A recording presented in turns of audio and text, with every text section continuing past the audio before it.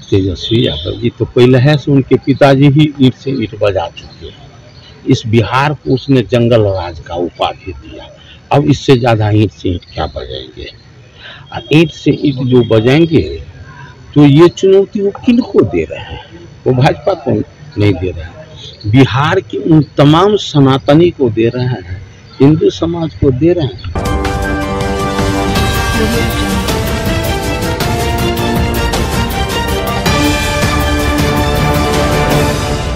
आप देख रहे BMW न्यूज बिहार, आपके साथ मैं हूं रिया सुमन। देखिए, इस वक्त हरीश सहनी के आवास पे मौजूद है। हज भवन के सामने हरीश सहनी का नया मकान है, जहां पे आज मौजूद है। बता दें, बिहार सरकार के मंत्री हरीश सहनी ने आज फिर से तेजस्वी यादव पे जोरदार निशाना साधते हुए कहा कि तेजस्वी यादव जब चुनाव आता है तभी वो ईंट से ईंट बजाते हैं और तभी वो मैदान में आते हैं। और दरअसल हिंदू मुस्लिम करने वाले तेजस्वी यादव सनातनी को ललकार रहे हैं। हरीश सहनी क्या कुछ कहते नजर आ रहे, इस वीडियो में जरा देखिए। मत्स्यजीवी सहयोग समिति के माध्यम से पूरे बिहार में जितने मत्स्यजीवी सहयोग समिति है, उनके माध्यम से कॉमन सर्विस सेंटर खोलने का निर्णय लिया गया है। पहले से सहकारी सहयोग समिति के माध्यम से भी चल रहा है, लेकिन वर्तमान समय में मत्स्यजीवी सहयोग समिति के, चूँकि किसान के लिए भी, किसान का भी है सहकारिता और इसमें भी, लेकिन इसे आज तक ये अधिकार नहीं मिला था। लेकिन वो सुविधा हम प्राप्त करके और आज उसका शुभारंभ हुआ है।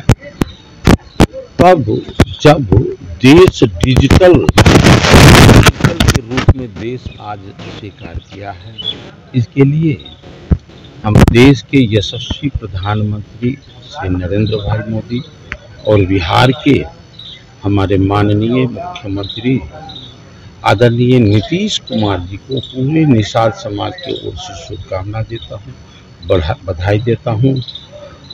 और देश डिजिटल हो रहा है, बिहार डिजिटल हो रहा है और गांव में आम लोगों को कठिनाई नहीं हो, इसके लिए जो कॉमन सर्विस सेंटर का निर्माण हुआ तो निश्चित रूप से मुख्यमंत्री जी शुभकामना के पात्र है।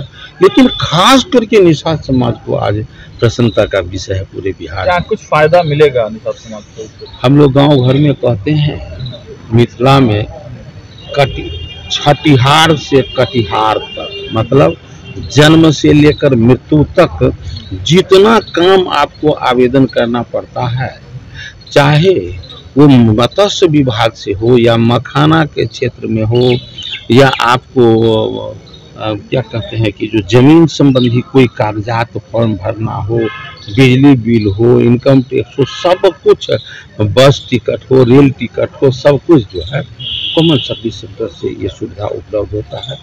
तो खास करके स्पेशली मत्स्यजीवी सहयोग समिति के माध्यम से हो रहा है, इसलिए प्रसन्नता। मछुआरा समाज को क्या कुछ विशेष फायदा हुआ? अरे उन्हें खोलने का अवसर मिला, उन्हीं को मिलेगा, केवल उन्हीं को नहीं मिलेगा, कोई ले सकता है। लेकिन ये बिहार के जितने भी प्रखंड है, सारे प्रखंडों में मत्स्यजीवी सहयोग समिति के जो अध्यक्ष सेक्रेटरी है, उनके माध्यम से खोला जाएगा।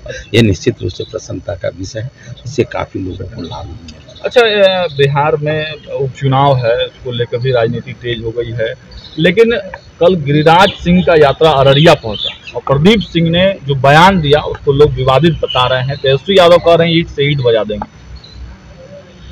तेजस्वी यादव जी तो पहले है से उनके पिताजी ही ईंट से ईंट बजा चुके हैं। इस बिहार को उसने जंगल राज का उपाधि दिया। अब इससे ज्यादा ईंट से ईंट क्या बजाएंगे? और ईंट से ईंट जो बजाएंगे तो ये चुनौती वो किनको दे रहे हैं? वो भाजपा को नहीं दे रहे हैं, बिहार के उन तमाम सनातनी को दे रहे हैं, हिंदू समाज को दे रहे हैं कि जब से देश को आज़ादी मिली उस राजनीतिक पार्टी केवल और केवल तुष्टीकरण कर के देश को कमजोर बनाना। तुष्टीकरण कर रहे हैं ना सर, क्या पोलराइज कर रहा है? क्या किए भाई मेरे?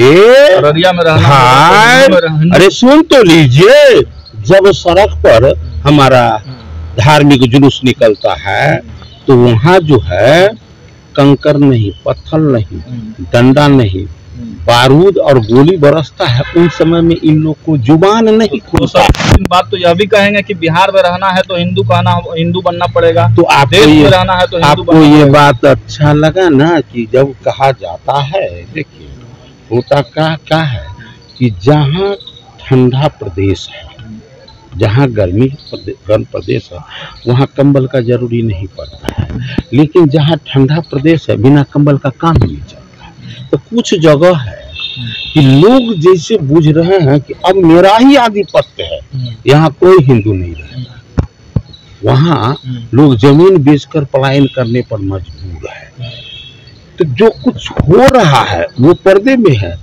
किसी का जुबान स्लिप हो गया तो वो आसमान टूट गया, अभी वो कह रहे ईंट से ईंट बजा देंगे। लेकिन सर जब धर्मनिरपेक्ष आपका देश है उस पर इस तरह का बयान देना आपको नहीं लगता है कि आपको नहीं लगता है कि जब मेरा धार्मिक जुलूस निकलता है तो फिर आप उस पर ईंट पत्थर नहीं बारूद बरसाते हैं? मैं मिट्टी देता हूं, चुनौती देता हूं कहिए आने के लिए। उनके पिताजी के कार्यकाल में हमारे हनुमान नगर प्रखंड है, वहां मोरो गांव है, मैं जगह का नाम बोल रहा हूं, लाउड स्पीकर नहीं बजता था, ठीक है, संरक्षण किसका था? वहां से कोई धार्मिक जुलूस कभी गुजरा ही नहीं। क्यों? कि भाई आगे मस्जिद है, वो नापाक हो जाएगा। अरे भैया, हमारे हनुमान जी, राम जी, कृष्ण भगवान, माँ दुर्गा को कभी खराब नहीं लगता है, फिर दूसरे संप्रदाय को क्यों खराब लगता है? किसी को खराब नहीं लगता। हिंदू, मुस्लिम, सिख, ईसाई सब यहाँ व्यवस्थित है। लीडर लोगों को लगता है कि काम के समय में मैं काम करता नहीं हूँ, तो उस समय तो मैं परिवारवाद का महत्व देता हूँ, और जब चुनाव आता है तो लगता है कि अब तो हम कुछ करवा बोलेंगे नहीं तो फिर काम नहीं चलेगा। तो वो अजय गिरिराज दा क्या कर रहे हैं? आपने कहा है, दूसरा ने नहीं कहा, आपने कहा। पहले ठहर जाइए भैया, ये बोले हैं कि जो वो क्या बोले हैं, हम बोले धर्मनिरपेक्ष। धर्मनिरपेक्ष, तो धर्मनिरपेक्ष के नाम पर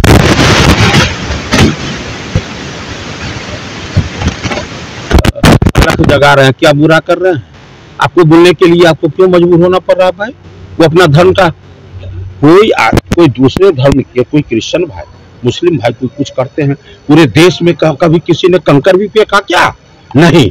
लेकिन जब गोला बरसता है उस पर, उस समय में इन लोगों का जुबान काहे नहीं खुलता है?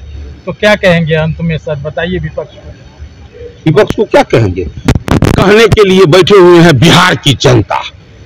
बिहार की जनता सब देख रही है कि काम के समय में काम नहीं, और जब चुनाव का समय आएगा टेबल पर बैठ के खाते हैं।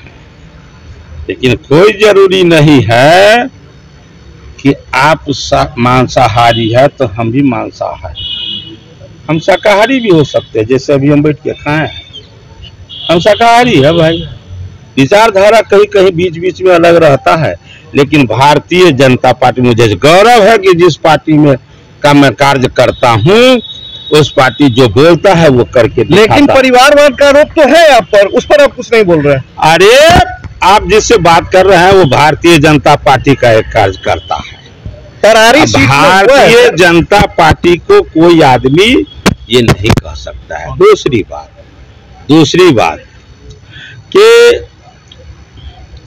किसी परिवार में मान लिए कोई बड़े लीडर है, उसको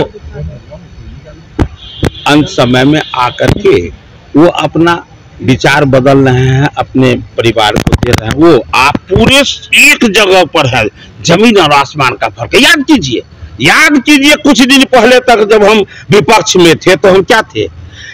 3 पद होता है प्रमुख विपक्ष में रहने पर। क्या होता है? नेता प्रतिपक्ष विधानसभा, नेता प्रतिपक्ष बिहार विधान परिषद और अध्यक्ष का।